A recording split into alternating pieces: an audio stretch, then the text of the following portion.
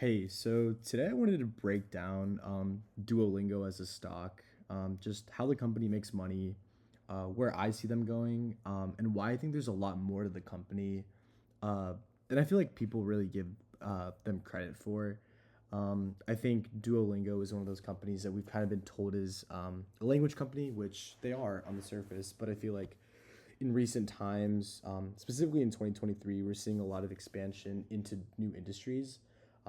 Specifically for learning, you have math, chess now in 2025, as well as music. So I feel like building out these verticals as a company that's very heavy into software just offers more diversified revenue streams. So they're not only dependent on the language business.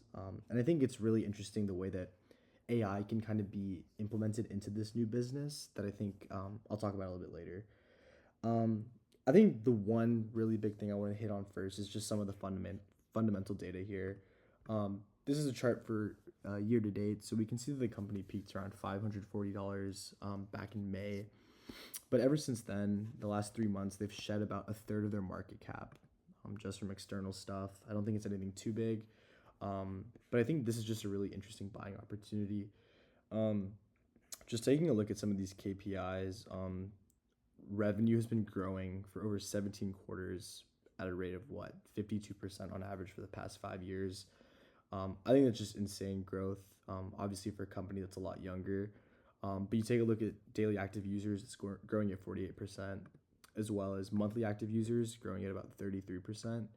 Um, and then the one statistic that I really like is the paid subscriber penetration, which just shows how many consumers or free customers are kind of translating into a paid subscription model. So as of right now, if you were to take this paid subscribers and divide that by the monthly active subscribers or active users, you would get this about 9% penetration rate. So about 9% of people that have Duolingo are on that paid premium version, which I think is a really interesting aspect of the business that can definitely be leveraged. If you're able to increase that by 1 or 2%, you're definitely able to see a lot more revenue come in.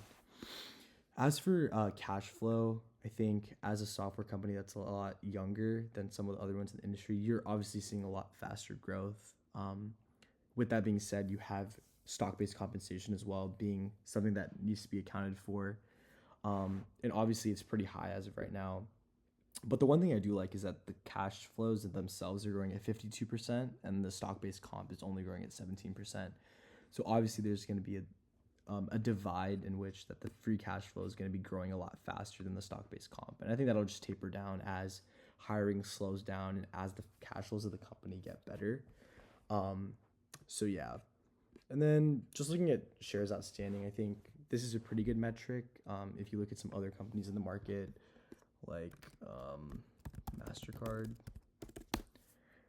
this is one of the companies that's really big and aggressively buying back shares. So that increases shareholder value. Less shares outstanding is good for a shareholder. So that's just something that I would like to see. I think that's just something that the business is in right now.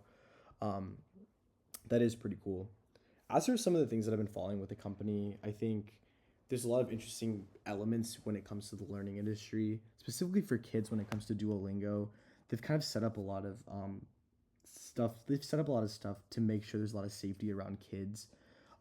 They have COPA compliancy, which means that there aren't going to be any monetized ads for children. I think that's pretty cool, as well as the gamification of the app itself.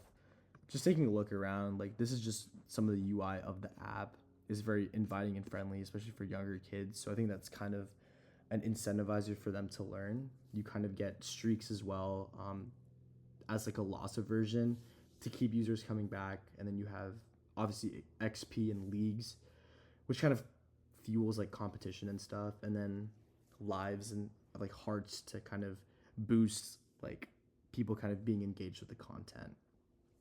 Another aspect of the business I find really interesting is the Duolingo English test. This is something that they've been rolling out to basically allow credible institutions to partner with Duolingo for institutions that require an English test. So people can pay $59, which is a test administered by Duolingo. and it's accepted by over 6,000 institutions worldwide, which basically just gives, I think, them another credibility standpoint. I think there can be a really big expansion here if they were to kind of look into other countries, maybe, let's say Mexico, for example, having them administer a test that they may have for students.